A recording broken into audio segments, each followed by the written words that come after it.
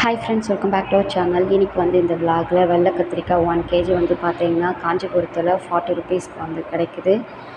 உங்கள் ஏரியாவில் வந்து எவ்வளோ கிடைக்குதுன்னு கமெண்ட் பண்ணுங்கள், லைக் பண்ணுங்கள், மறக்காமல் சப்ஸ்கிரைப் பண்ணிக்கோங்க.